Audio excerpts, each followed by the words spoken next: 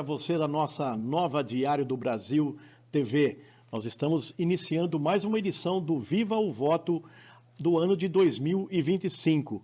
E hoje, como nós sempre destacamos, é um programa que vai muito além das urnas, né? A gente continua discutindo o país, o estado de São Paulo e, obviamente, também a nossa região e a querida cidade de Bauru.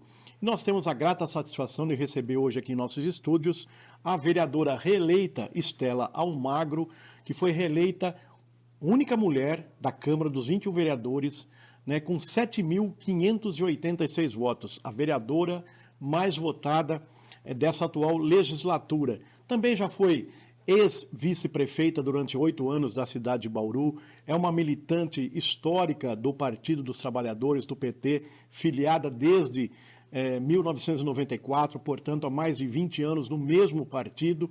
Então, Estela, muito obrigado por você ter aceito ao nosso convite de estar participando de mais uma edição do Viva o Voto. Eu que agradeço, Martini. E entrar nesse ambiente aqui me revive, assim, me faz reviver grandes e bons momentos da história aqui da nossa cidade. Então, uma satisfação estar aqui na Hoje Diário do Brasil, né, mas sempre TV Prevê. Sim. É um espaço que produz muito do debate político da nossa cidade, historicamente, da democracia local. Então, é um lugar onde eu me sinto em casa, né? Saudoso Duda, Sim. onde fizemos nessa bancada aqui grandes e bons debates. Divergimos e convergimos em muitos momentos aqui da história local. Totalmente repaginado, então vocês estão de parabéns, espaço maravilhoso, democrático, obrigado. Vocês fazendo história mais uma vez aqui com a TV. Tá. Bom, muito obrigado pelas palavras de reconhecimento e gratidão ao trabalho de toda a equipe aqui da Diário do Brasil.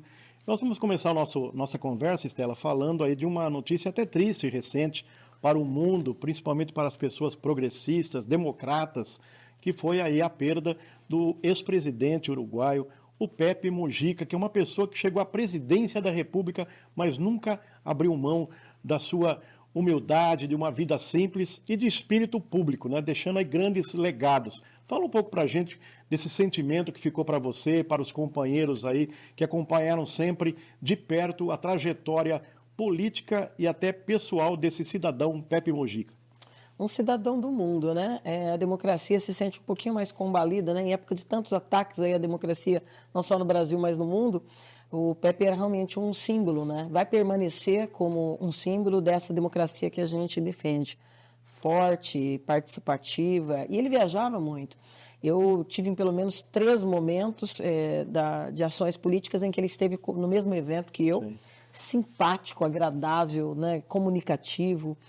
Durante o duro período, sofrido pelo presidente Lula, ele esteve com o presidente Lula, inclusive visitando em Curitiba, momentos duros da história, e o Pepe sempre foi o parceiro, o cidadão, o amigo, e sempre teve um compromisso com a democracia na América Latina, né?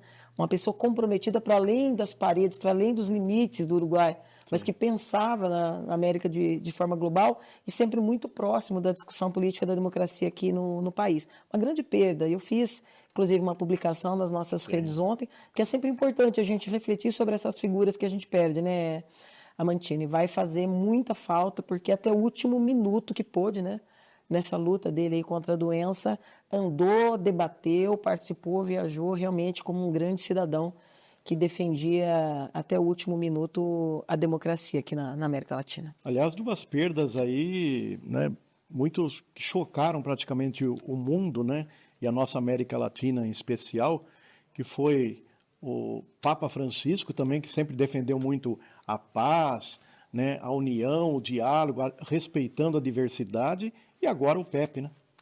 Nossa, o Papa Francisco é outro gigante, né? Que também nos deixou, e eu sou católica desde sempre, respeito todas as religiões, mas acho que assim, João Paulo II teve, né, um papel muito importante assim, de transformação da própria igreja, de tornar a igreja mais próxima das pessoas, do povo da própria igreja, de discutir os grandes temas sociais. Afinal, a opção da igreja católica sempre foi pelos excluídos. Então, são figuras assim eternizadas por uma luta histórica que tiveram dentro da hierarquia e da burocracia da própria igreja, né? Porque a gente, enquanto instituição, tem muitas questões aí para serem superadas. E e o Francisco foi realmente assim um cidadão sem igual, né? Acolheu, e essa imagem da igreja acolhedora, que tem um lado na história, Sim. né, que luta contra todas as injustiças, que prega a paz, que combate a fome, que defende o meio ambiente, as pautas do milênio da Organização das Nações Unidas é cabeceira do Papa Francisco, né? Então sempre soube se colocar, nunca se confundiu a figura dele de líder religioso com a de qualquer figura política em si, mas tinha uma alma de estadista também, né? Tinha uma visão sobre Estado, sobre justiça, sobre direitos, como nenhum outro. Mas figura que vai deixar saudade, mas também fez história e deixou muitas lições. E qual a sua primeira impressão em relação ao Leão XIV? Parece que realmente as primeiras palavras, os primeiros discursos, até as primeiras ações, parece que também caminham aí em seguir os legados de Francisco, né? Eu acho que ele entra num momento, assim, tanto que se tornou cardeal por Francisco, né? Então, assim, já tem ali também uma conotação de identidade dessa militância dentro da igreja. A despeito de americano, tem uma agenda na América Latina e uma vinculação com os objetivos que Francisco também buscava, superação da pobreza, das injustiças sociais, da violência. Também tem essa visão de igreja acolhedora e não excludente. Eu estou muito otimista com essa sucessão. Vi hoje também com muita alegria que as primeiras viagens dele já começam a ser marcadas e ele segue a agenda que não houve tempo, né, de ser cumprida por Francisco. Então, não é que seja uma continuidade, mas seguramente não haverá óbices naquela trajetória iniciada por Francisco na Igreja Católica a nível mundial. Então, muito bem-vindo, né, esse novo Papa aí dentro dessas diretrizes já deixadas aí pelo Papa Francisco. Tá. Bom, agora nós vamos falar um pouco da política nacional, né? A senhora, como eu disse na abertura aí, uma militante histórica, uma liderança, na verdade, histórica do PT, né? Eu gostaria que a senhora fizesse uma avaliação desse terceiro mandato do governo Lula aí, né? Já caminhando aí praticamente para a metade aí, 2 anos e meio, já iniciando o terceiro ano de mandato, tendo ao seu lado, né, o Geraldo Alckmin, que todo mundo comenta até hoje, nessa mudança, esse diálogo que houve, e está lá como ministro também, além de ser vice-presidente, e constantemente, inclusive, ocupando o cargo de presidente em exercício, com as viagens do Lula pelo mundo. Mas, enfim, que avaliação geral a senhora faz, principalmente nas áreas sociais do governo Lula? Otimista. E, assim, dentro de um contexto, acho que é um mandato histórico, né? É uma sinalização de uma coalizão que muitos acreditavam não ser possível, né? Inclusive porque na história mais ulterior da política, nós estaríamos em campos diametralmente opostos, né? De qualquer maneira, a superação dessas distâncias para aproximar lideranças políticas nacionais, como Lula e como Geraldo Alckmin, foi muito importante. Foi uma sinalização para essa visão de reconstrução do país, numa aposta em sentido contrário daquele divisionismo que causou Bolsonaro a nível nacional. E um governo que começou bem com essa sinalização da coalizão, porque é um governo de reconstrução. Se você pegar do ponto de vista social, do ponto de vista político, do ponto de vista econômico, do ponto de vista do desmonte de políticas humanitárias consolidadas nos governos anteriores, do Lula e também o governo da presidenta Dilma que o sucedeu, o governo Bolsonaro foi um momento de destruição dessas políticas, né? Não só um divisionismo, transformando o debate nacional da política num fla-flu, né? Um Corinthians e Palmeiras, que isso não tem a ver com a política num país que se rege pelo regime democrático como o nosso, mas criou essa cisão. E destruiu-se aí naquele período de Bolsonaro pastas importantes estratégicas, como da mulheres, direitos humanos, da pauta racial, uma série de outras ações que já vinham no escopo dos governos anteriores, depois acabou sendo totalmente dilapidado, desapareceu, né? Precarizou. Então, é um governo que recomeça isso, né? E essas viagens do Lula, eu sinto que ele faz com muita tranquilidade, sabendo que tem ali agora o Geraldo e que eles têm essa harmonia na gestão e na discussão do futuro do país. Muita dedicação, muitas horas e muito esforço, inclusive orçamentário, para você reconstruir o que nos 4 anos anteriores foi destruído. Nesse terceiro, caminhando aí para o final do terceiro ano, chegando no meio dele, eu acho que muitos dos objetivos que eles colocaram já foram implementados. independente desse divisionismo que ainda existe, é que as pessoas de bom senso conseguem reconhecer que passos importantes foram dados para você poder restaurar o Brasil e superar esse divisionismo, né, que não leva ninguém a absolutamente lugar positivo nenhum, e você realmente discutir as políticas públicas para aquelas pessoas que mais precisam da política pública, que é a população, né? Quem paga imposto, né? Sim. Às vezes a pessoa fala, não paga imposto de renda, né? Mas paga imposto em absolutamente tudo que faz, né? Cidadão paga imposto quando compra caneta, quando compra bala, ou arroz, né? E quem banca a política pública local, estadual e nacional é o cidadão. Então, essa reconstrução de Lula e Alckmin para o Brasil é de colocar de novo o Brasil a serviço dos brasileiros, aqueles que mais precisam das políticas públicas nacionais. Agora, o PT, o partido da senhora, se prepara aí para fazer convenção nacional, estaduais e também até municipal. Esse momento aí dos preparativos para a convenção nacional, principalmente, como é que a senhora enxerga? Porque a gente já viu várias declarações, no primeiro momento até o Edinho Silva estava quase como candidato único, aí o Rui Falcão também acabou lançando o seu nome, tem outras pessoas, o próprio vice-presidente atual, o Quaquá, diz também que é um pré-candidato à presidência.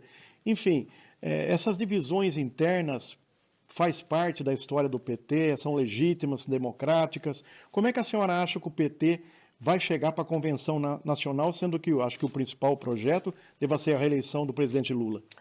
Eu acho que mais próximo da unidade do que está agora. Não é? Isso é comum, viu?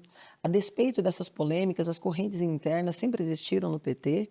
Em alguns momentos em que as correntes internas passaram a ter uma autonomia grande demais, a ponto de colocar a risco a unicidade das decisões políticas que o partido tinha que tomar a nível nacional, até porque é um partido nacional, esses movimentos foram coibidos, limitados, né? Então, inclusive, algumas delas sendo convidadas a deixar o partido em alguns momentos da história do partido a nível estadual e a nível nacional.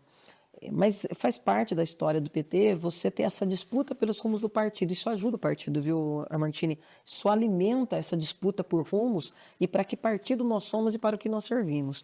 O processo de eleições internas do partido, que hoje é o PED, né, Programa de Eleições Diretas do PT, ele é importante porque ele é o único partido nacional que mantém isso, e que faz com que cada filiado do PT, em dia com as suas obrigações partidárias, e filiados dentro de um determinado prazo, antes do processo de votação, possa votar. Então, todo filiado do PT vota para as direções municipal, estadual e nacional. Isso ajuda a democratizar, abrir espaço para você construir e disputar os rumos do partido e da política partidária.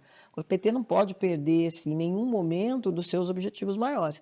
Nós somos um partido de massas, esse sempre foi um debate, quadros é massas, qual que é a vocação do PT, mas o PT, a partir da sua chegada à presidência da República e a perspectiva real de transformação da vida das pessoas pela política, que é o que a gente defende numa democracia representativa, demonstrou também de forma inequívoca a sua vocação pelo poder. Não, você precisa estar com o poder na mão para você transformar a vida das pessoas. Não basta você disputar na escuta social.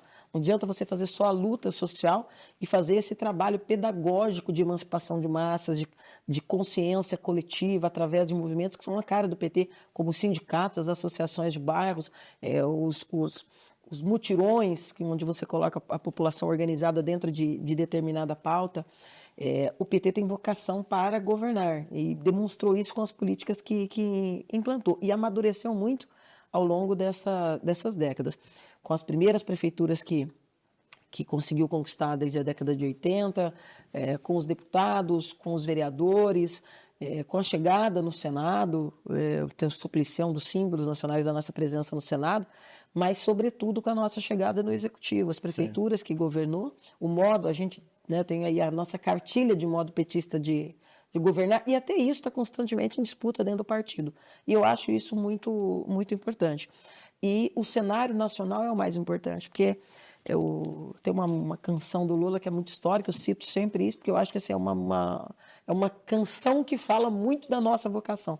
Uma cidade parece pequena se comparada com um país, mas é na sua e na minha cidade que a gente começa a ser feliz. Sim. E é fato que a União é uma metáfora, né? O Estado é uma metáfora, que existe, são quase 6 mil municípios a nível nacional, e o Estado de São Paulo com quase 600. Então, com mais de 600. Então, é isso que que é o compromisso número 1 do partido. Você tem as pautas municipais, acabamos de passar por uma eleição municipal, de você tinha uma estratégia, mas a disputa sendo do poder central para o PT precisa continuar sendo o nosso foco e a nossa estratégia. Então, eu não digo que nós chegaríamos com candidatura única em junho para votação.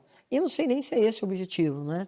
Acho que o Lula é um grande maestro interno, é uma grande força interna em torno dos debates, que em alguns momentos divide o partido, ele é aquela figura que, né, aglutina, né? aglutina novamente. Então, a reeleição do presidente Lula seguramente é uma das preocupações centrais. Então, o PT vai amadurecer ainda para enxugar esse número de candidaturas, seguramente, mas eu acredito muito na eleição do Edinho, não só pela proximidade que tem com o presidente, mas pela proximidade que tem com o partido, a experiência que ele tem de partido, foi presidente estadual eleito e reeleito no estado de São Paulo, que é o estado mais complexo, maior, mais denso, né? Com mais capilaridade e desafios, inclusive, para enfrentar. Então, ele tem preparo, né? Foi prefeito várias vezes da cidade de Araraquara, então ele tem foi deputado, ele tem uma experiência, um conhecimento do partido e da base, milita também, como eu, desde de menino, de jovem no partido, tem no PT, esse é o primeiro e único partido, então vai ser muito importante a eleição do Edinho a nível nacional. E que avaliação a senhora faz aí das pesquisas recentes? Parece que a população não está entendendo muito bem, não está respondendo a essa avaliação positiva que a senhora fez do governo. Está faltando realmente, tem erros estratégicos na comunicação? Eu acho que você tem erros e acertos, mas eu acho que nós estamos muito longe do período eleitoral. Você tem o retrato mais efetivo e real é o que antecede ao momento eleitoral. Você vai ter momentos de pico de aprovação, você vai ter momentos de quedas, como foi o fatídico desencontro do debate do PIX, por exemplo. Então, todo governo está sujeito a avaliações momentâneas que podem arranhar a sua imagem ou levar a alguns equívocos coletivos, né?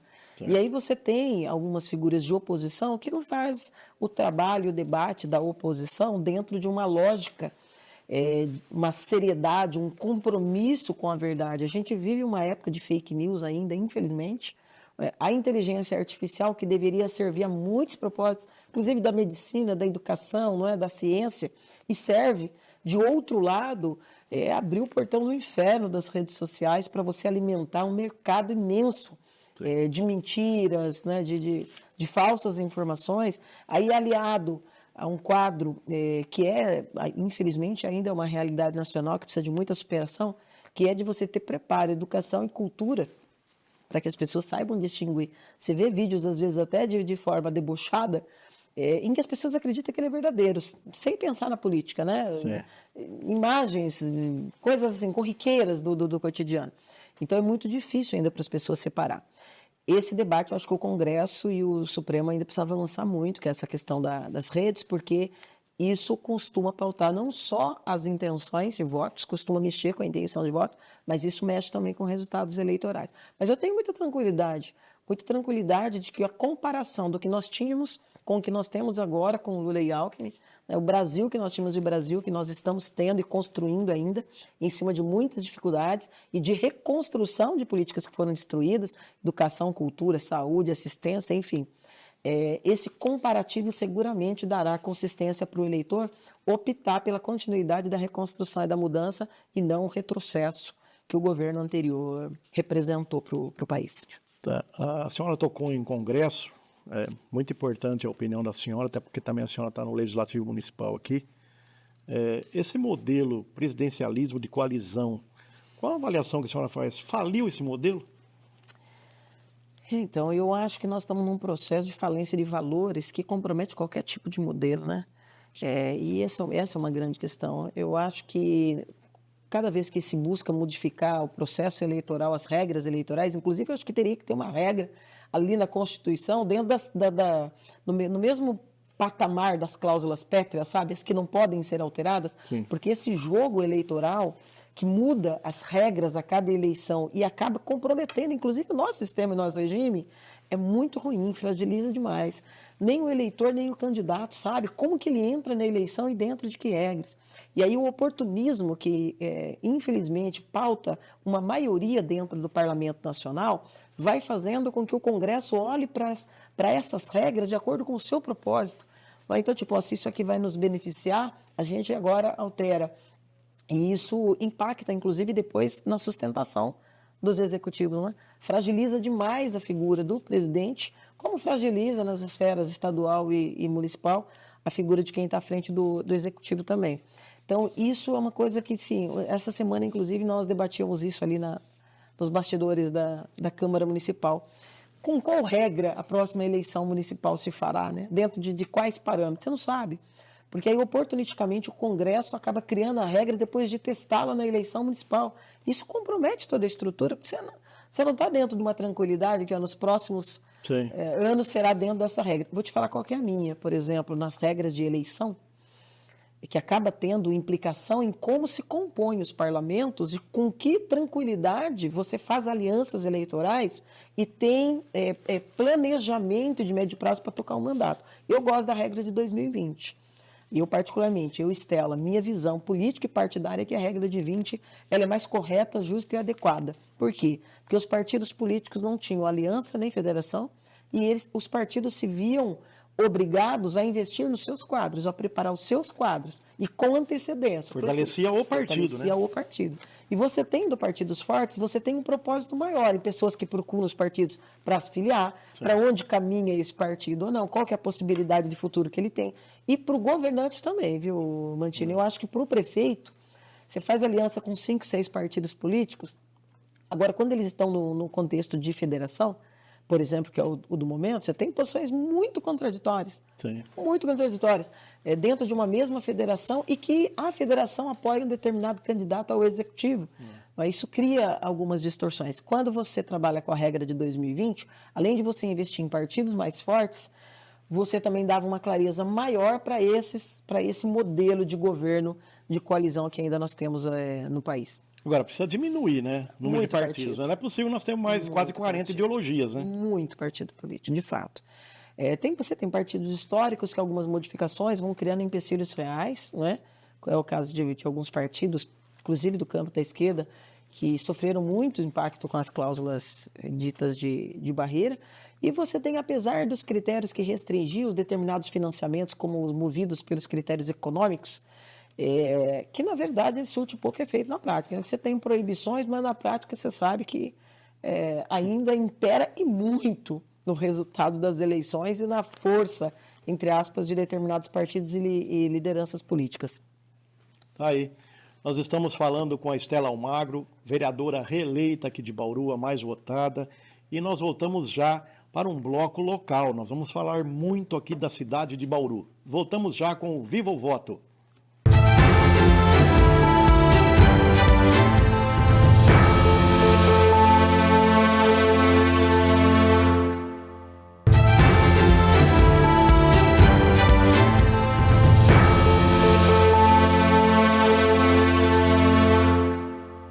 Olá, voltamos aí com o Viva o Voto, recebendo hoje aqui a vereadora reeleita Estela Almagro. E agora nós vamos debater a nossa cidade de Bauru.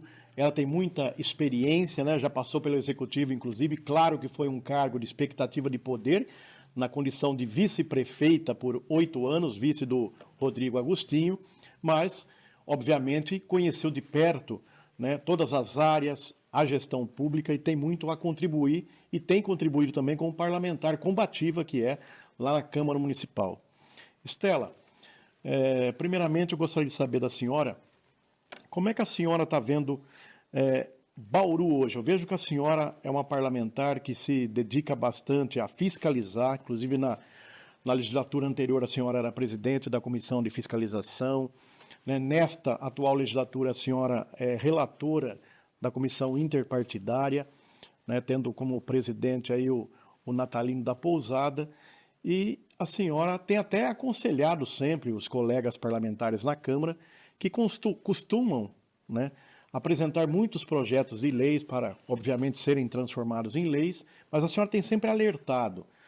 Colegas, vocês fazem os projetos, eu aqui não voto contra o mérito da maioria dos projetos, mas a senhora sempre fala, esses projetos, mesmo sancionados, não têm se transformado em políticas públicas para a população. Gostaria que a senhora falasse um pouco dessa confusão, na verdade, porque, claro, o vereador de primeiro mandato, ele está ansioso, ele quer apresentar o projeto, ele quer que vire lei, Mas a senhora mais experiente, que também com a experiência do executivo, sabe, se não tiver realmente uma pessoa lá no executivo que tenha essa sensibilidade e traga toda a sua equipe de forma integrada a transformar aquela lei em política pública, não vai funcionar, né?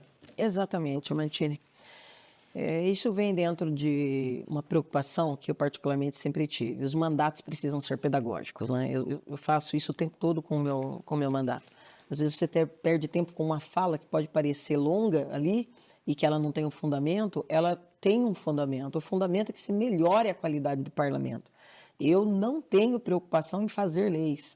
O legislativo tem o papel de fazer leis. Tem também o papel de fazer leis. Sim. Né? É o mais importante? É estratégico. Não digo, não penso que esse seja o mais importante. O papel mais importante do legislativo, a meu ver, é exatamente este da fiscalização.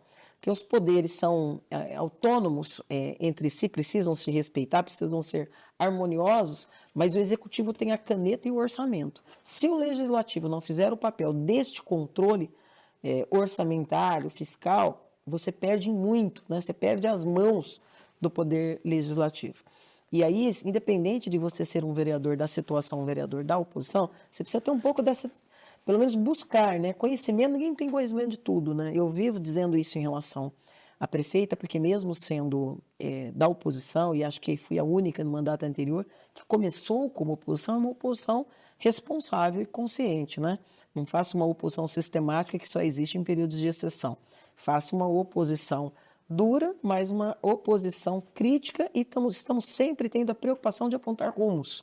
Né? E os vereadores também precisam ter essa preocupação. As regras das eleições municipais permitem que qualquer pessoa, dentro daqueles parâmetros, que são poucos, né? Inclusive sobre a questão das letras, não é? Basta você saber escrever o teu nome, e isso está correto, porque você tem uma grande maioria excluída durante muito tempo do país, então o povo precisa se ver representado na própria imagem também. Então, o líder de bairro, o líder de uma entidade, de uma associação, uma liderança de um setor, ele pode ser eleito por conta desse prestígio momentâneo que ele tem. Isso não significa que ele chegue na Câmara com o preparo que ele precisa ter para entender de lei orçamentária, para entender de regras que ele vai votar, como plano diretor, lei de desocupação de solo. Essa semana nós debatemos, por exemplo, a atenção primária à saúde e a atenção ao projeto de saúde da família no âmbito do município. Não é todo mundo que entende, a maior parte não sabe o que é o PNAD, não é? Que é o programa que estabelece, a portaria que estabelece as regras para a saúde da família. Estar dentro do poder, ele não é só o voto, porque ali cada um vale um, né? O voto é um e acabou. Mas ele precisa ter uma busca de um conhecimento, de um preparo, porque o voto dele impacta positivo ou negativamente a cidade. E aí, quando você tem uma prefeita que não tem este preparo estratégico de conhecimento da máquina pública administrativa, se você tem uma maioria parlamentar que não tem essa preocupação, então essa fabriquinha de pequenos projetos visa resultado. Então, você percebe que tem alguns vereadores que têm a preocupação de dizer, em 3 meses eu já apresentei 7 projetos. E aí você não vê a mesma preocupação nos parlamentares de daqui 2 anos dizer, as 7 leis que eu criei naqueles primeiros 6 meses surtiram tais e tais resultados. Porque você tem uma outra dimensão do problema com essas leis. Uma é a efetividade delas. Então, você criar leis autorizativas é uma bobagem. É só para você mexer na pauta. Porque o prefeito já é autorizado, ele tem poder discricionário para implantar a política que ele quiser. Né? Seja de consciência coletiva, seja de projetos que autorizam a fazer campanhas educativas. O prefeito pode fazer tudo isso. O prefeito precisa querer fazer tudo isso. E ao querer, ele também tem que fazer uma previsão orçamentária, porque senão é retórica, né? É discurso apenas e ele não vai fazer. Nem todo vereador tem esse preparo. Eu tenho tido a preocupação de dizer, não é que não tenha mérito, mas se não tem efetividade, então não vamos mais apresentar esse projeto. E vamos exigir do governo discussão sobre determinados temas. Quando nós discutimos a saúde da família essa semana, por exemplo, quero inclusive mais uma vez parabenizar a postura do secretário de saúde, porque eles colocam à disposição de dizer, eu quero fazer esse debate de alto nível, e disse, esse debate foi de muito alto nível. Cerca de 9 parlamentares participaram da discussão política, e mesmo com essa proibição da prefeita agora, né, com a ADIM, de que servidores participem do debate, servidores da secretaria não podem mais ser convocados, o secretário se abriu para um debate de uma natureza que também faz parte das preocupações, deveriam fazer, dos vereadores. Qual seja, basta eu pedir mais 4, 5 unidades de saúde da família? Não, preciso conhecer o PNAD, que é a portaria que regula, né, a atenção. Eu preciso saber que para cada unidade precisa ter um concurso público específico, porque tem que estar ligado a um determinado território. Eu preciso ter área para construir isso, eu preciso ter orçamento para prever o aumento desse número de servidores, e eu preciso prever também a contratação através de edital da entidade, ou para aumentar, que já trabalha hoje, ou uma nova entidade. Então, são muitos passos. E esses passos precisam ser empoderados pelos vereadores, porque aí você chega para a prefeita, você chega para o secretário, e você tem conhecimento para dizer, não diga para mim que você vai aumentar em 3 ou 4, se eu não estou vendo nenhum desses gestos iniciais burocráticos que sinalize verdadeiramente que você vai fazer. Então, o parlamento é muito sério, é muito sério. Eu tenho brigado pela estrutura da escola do parlamento. Conseguimos, depois de 4 anos de debate, no ano passado, no último ano do mandato, emplacar na reforminha da estrutura da Câmara a inclusão da escola do parlamento. Então, hoje a estrutura existe. O que não existe é o orçamento e as figuras que vão desenvolver esse trabalho. Já conversei com o presidente da casa, tenho cobrado isso dos membros da mesa da casa, para que a gente peça o orçamento para o próximo ano, para que se implemente. Por quê? Porque a escola do parlamento vai dar essa formação. Aquele que não tem o preparo vai ter, aquele que já tem vai melhorar. Qual instrumento? Todos. Então, você vai discutir saúde, educação, orçamento, você vai discutir uma série de técnicas que é muito importante para qualificar a intervenção do parlamentar. A gente acompanha constantemente lá sessões ordinárias, enfim, todas as atividades do Legislativo bauruense, e o que nos chama a atenção, como de grande parte da população também, e a senhora tem sido muito combativa, inclusive alertando a ex-mesa diretora da legislação passada, a atual mesa, dessa falta de respeito aos prazos, de seguir o rito nas comissões, é tudo num atropelo, desrespeito à lei orgânica, desrespeito ao regimento interno. O que está acontecendo? Está ficando uma imagem negativa para o Poder Legislativo como um todo, a senhora não acha? Eu acho preocupante, e acho mais preocupante ainda quando você vê, diferente de outros períodos, um silêncio muito grande do Ministério Público, né? E isso eu tenho cobrado na tribuna, com todo respeito, mas promotores também são servidores públicos, né? Eles têm lá o seu mistério, têm a sua função, recebem para isso, como os vereadores, né? Quando não fazem também é uma omissão criminosa que precisa ser colocado de forma mais exposta. Me preocupa quando há, inclusive, esses movimentos. Na última semana, o presidente e a mesa, ao faltar com as suas obrigações nas tramitações internas, de outro lado, se dedicou um tempo grande para passar uma tarde no Ministério Público para um encontro de agendas institucional. Nada contra você estabelecer essa postura respeitosa de um poder conversar com o outro. Mas isso não pode, em hipótese nenhuma, significar anuência ou sensação de anuência para os desmandos que a mesa tem praticado. E isso é muito desrespeitoso com os parlamentares.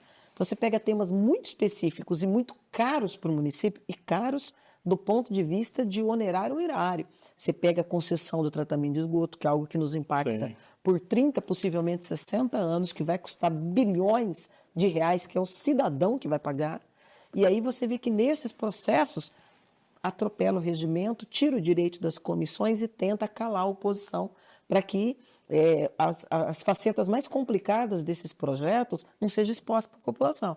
Você pega agora os 40 milhões para o DAI para fazer supostamente 2 poços, um projeto que chega na casa sem nenhum estudo geológico. Então, como é que você tem certeza que você pode investir 40 milhões e que ali terá água? Você precisa ter um estudo geológico. Sim, claro. Nada contra o empréstimo em si, mas como é que se discute a modernização do parque energético com implantação de energia fotovoltaica a partir de um financiamento que se mistura para a geração de mais água, né, para captação a partir da perfuração de 2 novos poços. E aí atropela as comissões de novo e tira o direito da oposição. Aí você vê esse organograma horroroso que está criando problemas enormes para a máquina pública. De novo, atropela o direito das comissões.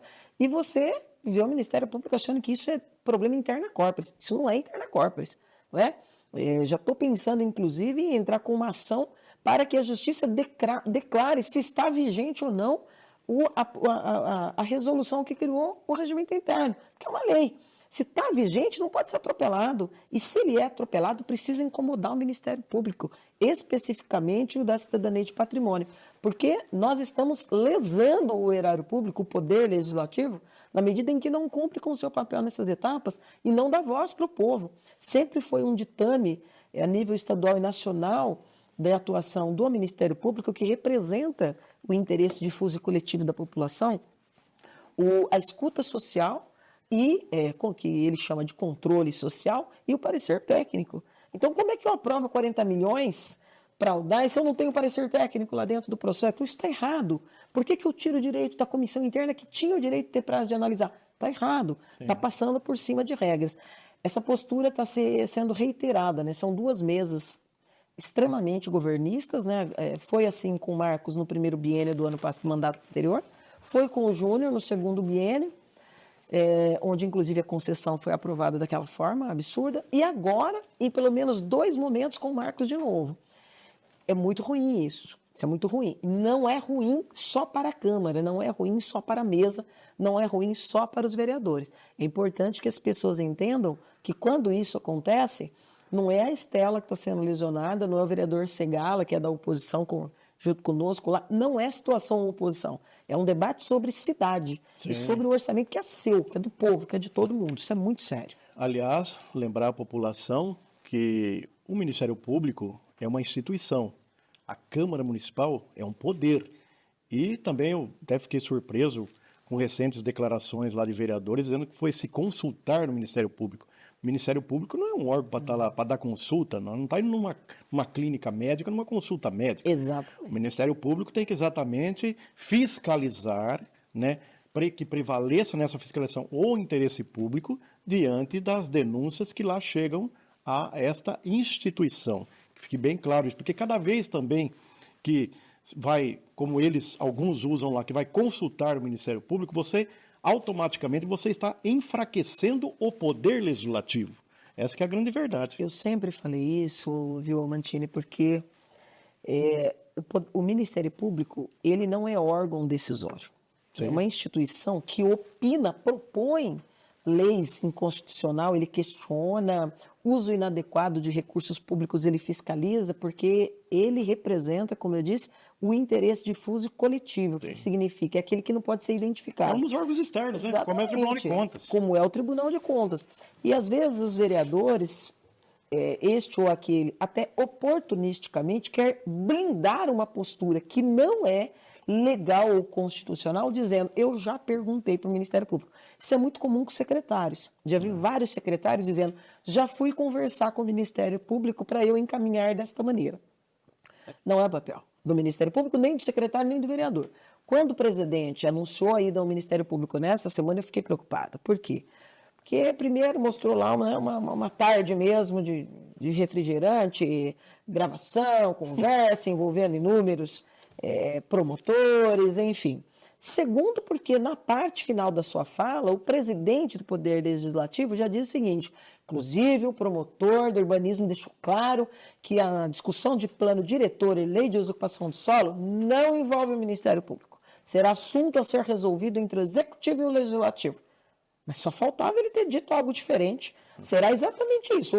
O Executivo vai propor, o Legislativo vai aprovar ou não, tem que exigir o controle social e o parecer técnico, e havendo qualquer possibilidade de lesão aos interesses difusos e coletivos da população, claro que o promotor vai ter que atuar sob pena de prevaricar. Sim. Então, cada um no teu papel, cada um no teu quadrado. E quando há essa confusão por parte de instituição ou por parte do poder, é muito ruim. Essa confusão de para que serve, para onde caminha o parlamento, tem tornado Bauru meio que flertando com a sucupira mesmo, né? Aí tem algumas coisas que acontecem que só falta chover ouro. Dizem alguns aí que aqui é tudo verdade. Exatamente, aqui é verdade, né? Não tem, tem lá a história do cemitério, né? Precisava alguém morrer para poder inaugurar o cemitério. Aqui a gente já tem até gerente de hospital que não existe, né? Então as coincidências com sucupira realmente está cada dia mais real, infelizmente. Agora, vereadora, a senhora tocou num ponto muito importante, acredito um dos temas mais importantes da história recente de Bauru aí, que é com relação a esse projeto, agora ao edital de concessão do esgoto de Bauru. Lembrando que desde 2006, aí um fundo municipal criado no governo Tugangerame, já tem mais de 300 milhões de reais, uma Exato. conta específica exatamente para a conclusão da estação de tratamento de esgoto, né? Passou-se o projeto de concessão, o executivo fez o edital e tanto uma das empresas de saneamento do país, que tem expertise na área, que participa de muitas licitações, inclusive na Bolsa de Valores de São Paulo, foi lá, fez várias reclamações em relação a pontos do edital, o tribunal acatou, deu um prazo para o executivo responder agora a esses questionamentos. O ex-vereador Coronel Meira foi na mesma toada, também conseguiu frear esse processo. Enfim, gostaria que a senhora fizesse uma avaliação e se de fato Bauru, nesses próximos 3 anos e meio, até o final do governo Suelen, se a senhora acredita ainda que o bauruense poderá iniciar uma nova fase de melhoria na sua qualidade de vida ambiental e social. Amantini, eu acho difícil. Eu acho difícil porque o que nasce errado tem uma tendência muito grande de permanecer no erro se não houver disposição de quem praticou o erro em corrigi-lo. Então, nós temos 2 momentos da história recente da cidade, e lembrando, viu, quando você fala de tratamento de esgoto, você está falando de despoluição do rio, que é extremamente importante, você está falando de saúde pública, você está falando de meio ambiente, você está falando de desenvolvimento econômico, porque muitas grandes empresas não vêm para Bauru, porque realmente não tem esse item entre os elencados como passíveis de ser encontrados aqui na cidade de Bauru. Como várias outras questões, tem também implicação nesse quesito aí do desenvolvimento econômico. Nós temos 2 momentos na história que marcam a questão desse debate. Nós que só temos aí um percentual aí da ordem de 3, 4% de esgoto tratado, mas quase a totalidade de coletado. Isso é um dos grandes embrólios da possível concessão, porque você está falando de uma rede toda onde a água e o esgoto está sob a égide do DAE e depois você vai ter que ter o convívio entre até não sei quando do departamento mantendo a da água, que eu acho difícil de se manter, né, pelas questões todas já colocadas até aqui, vai se tornar rapidamente deficitário e vai caminhar para entregar tudo, né? Sim. A concessão caminha a passos muito rápidos para, quando efetivada, se transformar numa privatização do setor. E, lembrando, na contramão do mundo, todos os países desenvolvidos do mundo que está de novo reestatizando serviços essenciais, Já aconteceu isso, infelizmente, em outros momentos da história com serviços estratégicos, é o caso da ferrovia, né, que todo país do mundo valoriza ou está no segmento de reestatização. De qualquer momento, 2006 é um momento que você fala, e é importante quando o Tuga cria o fundo, onde todo mundo paga, você paga, eu pago, todo mundo paga, e nós estamos realmente aí caminhando já para os 400 milhões. Depois nós temos em 2013, quando o governo federal, nós estávamos no poder, né, o Rodrigo era prefeito, eu era vice, era um dos compromissos de campanha, os recursos da Fundo Perdido, para que a gente conseguisse a estação. E foram os 118 milhões, dos quais a prefeitura já se utilizou erraticamente, né, sempre erraticamente, na gestão do próprio Rodrigo, na gestão do Gazeta e também agora, principalmente na gestão da prefeita Sueli Ronzin. Usou metade, não construiu aquela geringonça que não foi do nada para o lugar nenhum, já usou metade, e essa outra metade que está lá, isso é muito sério. Nós podemos vir a ser condenados a devolver tudo. Não só os 60 que está lá vinculado, mas os 60 que já gastou, com juro e correção monetária de 20 anos. Praticamente. Vai dar uns 130 milhões aí. Sério, compromete muito o orçamento. Agora, quando o Rodrigo faz o edital, eu já tinha ali muitas discordâncias. Não é o tipo de obra que qualquer empresa tem qualificação para disputar, então você tinha que ter um preparo e uma tranquilidade para um edital, que não foi a que marcou a tramitação disso pelo Rodrigo. Achei um equívoco, né? Centralizou na mão de 1 ou 2 técnicos do gabinete, quando isso deveria ser um debate multissetorial da máquina, inclusive com talvez até a contratação de um suporte para a elaboração do próprio termo de referência desse edital. Não fez. Então errou. No segundo momento, com Gazeta, a tentativa de consertar os desconcertos do primeiro chamado do edital também não logrou êxito. Passou a Câmara Municipal por uma comissão especial de inquérito em relação à questão dos recursos para o tratamento, e continua os mesmos 4%. Ó, é uma novela desde 2006, onde todo mundo está pagando, de uma forma ou de outra, mas não saiu do lugar. Então, você tem um problema, e o problema é de gestão. Sim. Foi apreciado o Rodrigo, errou, na minha visão, o governo Gazeta, na forma como conduziu, e errou mais ainda a prefeita. Por quê? Porque não conhecia a máquina, se colocou dentro de um compromisso de terminar em 2 anos, né? Disse de público, então disse sobre o que não conhecia, deveria dizer, ao contrário, vou conhecer a situação, depois eu me posiciono. Então disse, não, vou entregar em 2 anos. Aí assume, vai lá, a gestão da prefeita Suelen Rosim é muito efetiva no ponto de vista do marketing. Né? Então, é muita rede social, ela foi lá com a equipe, a Flávia estava na frente do DAI, pôs lá o capzinho de obra, visitou, fez filme, olha, vamos retomar e tal. E dali 1 ano falou, vou cancelar isso aqui que não dá. Vou cancelar e vou brigar. Então, tem ainda essa discussão judicial que não está resolvida, né, das duas empresas envolvidas. Então, olha o quanto subjúdice está essa situação. E aí você tem uma concessão que foi atropelada. Nós temos ainda uma ação que a gente está brigando na justiça lá do momento da aprovação, que ela ainda não foi julgada no mérito. Você tem essa ação que o Meira fez para questionar o edital já do chamamento para a empresa da concessão, e você tem as próprias gigantes do mercado, do setor, brigando nisso. Nós estamos já caminhando para o meio do primeiro ano Exatamente, são 3 anos e meio. Mandato. E você tem uma eleição, e você sabe que está muito claro que a máquina pública, a prefeita, direciona ou para ela ou para a mãe uma campanha eleitoral. Então você tem ano que vem um ano eleitoral, onde a máquina pública, além das restrições legais, acaba tendo prioridades que são invertidas. Não quero ser pessimista, mas o quadro é muito ruim desse ponto de vista. E quando é ruim desse ponto de vista, volta de novo, todos aqueles itens. É ruim do ponto de vista ambiental, do ponto de vista da saúde, do ponto de vista do desenvolvimento econômico, mas acima de tudo da franqueza, né, que acaba não tendo do governo de explicar essa celeuma toda para a população, para que ela entenda em que contexto, nesse momento, nós estamos. Sem contar que esses quase 400 milhões, no projeto da concessão, ela inclui para dizer, vou liberar, a empresa vai poder usar. Então, aquilo que... Você entende? Então, assim, é muito complexo, muito difícil de você ter otimismo de dizer, não, vai descascar esse abacaxi e vai fazer disso um bom suco, vai dar bom, vai dar certo ao longo de 2, 3 anos para que esse tratamento aconteça. É muito pouco provável.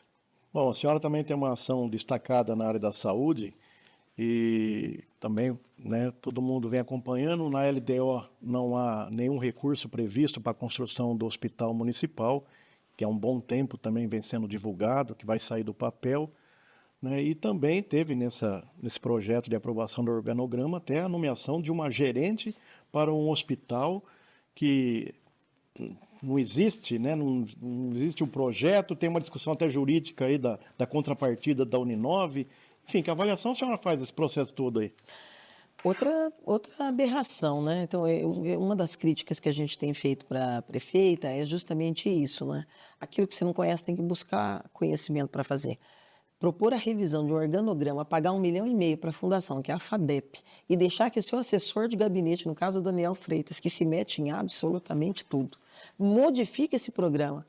Combinar com a Câmara Municipal, através da mesa, para fazer de novo de forma atropelada e aprovar um organograma que muda todas as secretarias da noite para o dia, sem discussão, sem debate, sem audiência pública, obviamente era um tiro no pé. Agora, não é um tiro no pé só da prefeita ou da máquina, é do povo. Porque quando você vê uma cidadã sendo nomeada para ser gerenta de um hospital que não existe, não tem alicerce, não tem projeto, você mora... Chamou muita atenção. Chamou muita atenção. E aí não adianta, viu, Mantini? Quero aqui até fazer jus aos nossos servidores. Esse pretexto colocado de público é ainda pior a emenda do que o soneto. Como é que você fala que a pessoa errou digitação? Não existe digitação. Na verdade, quando os secretários vai enviar modificação, nomeação, exoneração, esses arquivos saem prontos, vai para o gabinete mandar para o DCD. Então, ninguém vai digitar da cabeça. Você acha que alguém, um funcionário da burocracia, ia lá sentar no computador e digitar lá do nada? O Mantini, eu acho que ele merece isso aqui, ó. Eu vou tirar isso aqui, ó. Ele não vai ser técnico disso aqui, não. Ele vai ser gerente do hospital que não existe. Qual que é o problema? Problema do governo, que queria encontrar um lugar onde acolher aquela servidora, aquela pessoa, que é de confiança dela, da prefeita. Na estrutura que a prefeita construiu, não tinha. Então, vou pôr aqui mesmo, sabe? Não tem tu, vai tu mesmo. É exatamente isso que eles fizeram. E culpa dos vereadores que aprovaram, aceitaram atropelar o processo e não nos permitiu o debate. Por quê? Eles nos diziam o seguinte, Mantini, isso é só autorização. Depois ela pode mudar, porque nada vai, não precisa nem de impacto financeiro, previdenciário ou ordenador de despesas, que não é verdade, e não está ferindo a lei de responsabilidade fiscal e nem precisa do impacto previdenciário, porque essas nomeações não poderão ser feitas agora. A nomeação da Ana Paula Merli para gerente do hospital que não existe foi a prova de que nós estávamos corretos. Sim. Claro que pode, a estrutura está criada, não é autorizativa, mudou o organograma definitivamente, inclusive do ponto de vista da saúde pública, uma catástrofe, porque tirou ali a especificidade que tinha de um departamento apenas para a atenção primária à saúde. E agora colocou tudo sob a égide de um grupão, não é, com 10, 15 áreas para ser tocada por um único gestor, que é um tal de coordenador de políticas públicas, e mistura urgência com atenção primária, com emergência, muito ruim. Então, o exemplo do hospital, que é só um terreno, né? É só um terreno da prefeitura que ela desafetou, era para a área verde, para a praça, enfim, desafetou, passou pela Câmara para dizer, ó, aqui futuramente pode ter um hospital. É isso. Mas não fez a previsão adequada orçamentária, não falou de onde sai o dinheiro, não discutiu com o Conselho Municipal de Saúde que modelo de hospital, não discutiu com a Câmara que modelo e que tamanho de hospital, o que vai ser um hospital dia, não é? Que reúne as condições, vai ter orçamento para tocar isso? Ela não está fazendo nem o básico da atenção primária, que é a obrigação constitucional do município. Então, esse atropelo é muito ruim, cria esses constrangimentos que vai tornando mesmo Bauru uma sucupira. Literalmente uma sucupira, né? E toda sucupira precisa ter seu odorico. Vereadora, nós temos recebido aqui muitas reclamações de motoristas, de usuários lá do viaduto João Simonetti, que até é uma obra considerada pequena ali, falta uma alça de 80, 100 metros ali para ser concluída, para garantir um acesso viário importante para aquela né? Anum de Assis, enfim, toda aquela região, né? Terminal rodoviário, enfim, comparando, né? Quer dizer, a ET dificilmente vai concretizar a obra, vai sair do papel, o hospital municipal, a marca desse governo tende a ser também só recape asfáltico, e a questão desse viaduto aí, não dá para resolver esse problema lá, a senhora acredita? Então, você vê, passou 4 anos e agora já vai para 4 anos e 6 meses praticamente em que essa alça aí, que não chega a 100 metros, não foi resolvida. Você pega o calçadão, 1 ano e pouco depois, um cancelamento de resultado de certame licitatório para chegar na quadra 3 do calçadão. Então, vai terminar o mandato para poder chegar na Catedral, na Praça Rui Barbosa. Leva-se muito pouco a sério nesse governo a política macro. Eu gosto de usar um termo que é fazer política de drone, para exemplificar que a melhor forma de você fazer a política pública é você olhando de cima. Então, quantos viadutos eu tenho, quais os problemas que eu tenho, quanto custa? Você já tinha que ter colocado equipe para você fazer esse levantamento técnico e você ter pensado início de mandato, quando você faz a equipe de transição, tem um propósito, não é para as pessoas se conhecer, boa tarde, eu estou saindo, e o outro, bom dia, eu estou chegando. Sim. É para você conhecer o que tem de pendência, o que tem de contrato, o que tem de problemas e de embrólios. E esse é um fluxo extremamente importante, porque faz ligação com áreas muito importantes da cidade, inclusive com a região do Meridó, Araruna, acesso à rodovia, inclusive agora com a chegada importante da Leroy Merlin, que é uma grande empresa, uma gigante, desse mercado, mas que vem por suas próprias pernas e se localiza naquela região, mas tem também prejudicado o povo, seu acesso a chegar nesse espaço e outros ali do entorno. Vou dizer mais, o viaduto também ali, o viaduto inacabado, que lá atrás, na nossa gestão, nós conseguimos os recursos para terminar uma das alças, que foi o famoso viaduto do Tidei. Ali é um lugar muito importante, que qualquer gestão precisa, de início, já pensar quanto custa fazer a segunda alça e melhorar esse fluxo em 2 regiões extremamente importantes da cidade, que vai dar acesso a Bela Vista e a Nuno também, e liga com a Vila Falcão e toda essa outra parte gigantesca da cidade. Mas isso é planejamento, né, Mantini? E se você não tiver planejamento orçamentário, técnico, e esse debate de prioridades, infelizmente, acaba não acontecendo. Bom, estamos chegando ao final do programa, gostaria que a senhora falasse da importância que é Bauru e a nossa região ter representatividade política, tanto no Congresso Nacional quanto também aqui na Assembleia Legislativa de São Paulo. Hoje nós não temos deputado estadual, nós não temos deputado e nem deputada federal. Fala da importância, quanto Bauru e nossa região está perdendo por não ter de fato alguém que nos represente nos dois parlamentos, né? E qual é o projeto político da vereadora Estela para 2026? Eu tenho um problema de permanência por tempo muito grande de qualquer figura, sabe, pública dentro de um determinado mandato. Então, eu acho, por exemplo, que deveria ter uma regra que você não poderia ser vereador por mais do que 3 mandatos ou deputado por mais 3 mandatos. Você teria que dar um interstício para depois você poder pensar numa volta. Porque há um esgotamento daquilo que você pode fazer dentro daquele conhecimento que você tem. Se não vira emprego ou vira aquela coisa trivial em que você não vai avançar, mas você fica marcando a posição e não tem alternância de poder.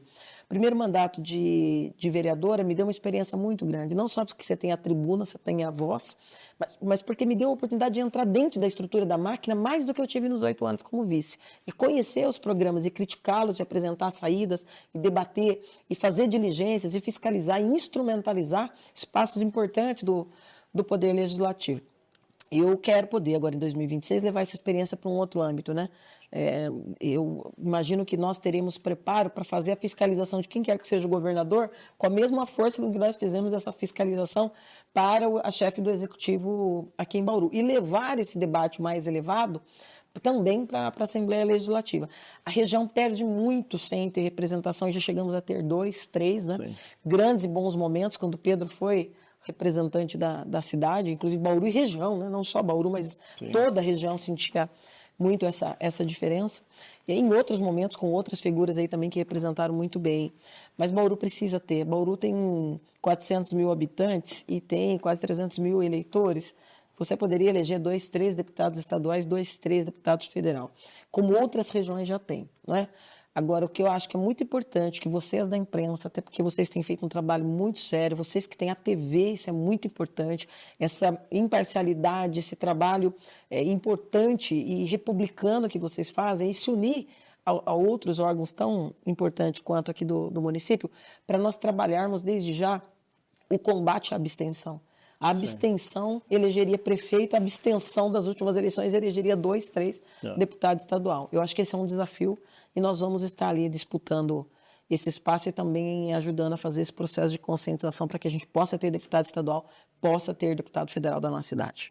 Tá aí, então, mais um Viva Voto chegando ao final. Como eu disse, um programa muito além das urnas, e hoje a gente teve o prazer aqui, né, de receber a Estela Almagro, que já antecipou aí que é uma pré-candidata a deputada estadual em 2026, uma porta-voz aí da nossa região, que está faltando bastante lá no Congresso Nacional e também na Assembleia em São Paulo. Muito obrigado pela companhia e nós voltamos em breve com mais um convidado, uma convidada do Viva o Voto. A você, Estela, também nosso muito obrigado por ter aceito o convite. Obrigada, Mantini, obrigada a toda a equipe aqui de bastidores, um super abraço para o Renato e por essa iniciativa maravilhosa que é mais uma vez um programa que com certeza vai revolucionar as telinhas aqui de Bauru e região.